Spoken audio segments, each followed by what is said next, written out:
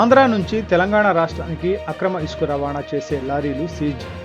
ఏలూరు జిల్లా Chintalapudi police station పరిధిలో ఆంధ్ర నుంచి తెలంగాణకు అక్రమంగా తరలిస్తున్న ఇసుక లారీలు సీజ్ చేసిన పోలీసు రెవెన్యూ మరియు మైనింగ్ అధికారులు లారీలను చింతలపూడి తెలంగాణ సరిహద్దుల్లో చెక్ చేస్తే సుమారుగా 21 లారీలు పట్టుబడినట్లు తెలుస్తుంది. ప్రతి లారీ ఆంధ్ర తెలంగాణ సరిహద్దు గ్రామాల పేరు మీద బిల్లులు ఉంటుంది.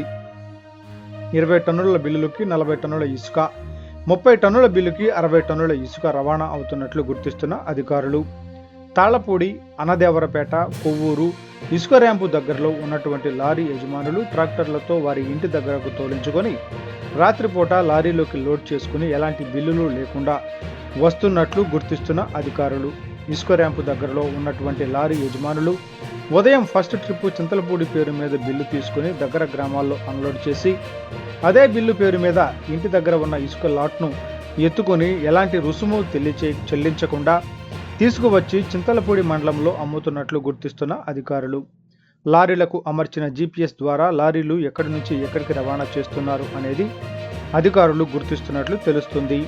కొన్ని లారీలు కూటమి ప్రభుత్వం ఏర్పడిన తరువాత 120 ట్రిప్పులు ఇసుక రవాణా చేస్తుంటే అందులో సుమారుగా 90 ట్రిప్పులు తెలంగాణ రాష్ట్రానికి రవాణా అయినట్లు అధికారులు గుర్తిస్తున్నట్లు తెలుస్తోంది. కూటమి ప్రభుత్వం ఎంతో ప్రతిష్టాత్మకంగా పేదలకు తక్కువ ధరలో ఇసుక అందిస్తుంటే కొంతమంది దీన్ని ఆసరాగా తీసుకొని సొమ్ము చేసుకుంటున్నారని ఆరోపణలు. పోలీసు రెవెన్యూ మరియు మైనింగ్ అధికారులు పట్టుబడిన లారీలపై విచారణ చేసి తగిన చర్యలు తీసుకుంటారని వెల్లడిస్తున్న అధికారులు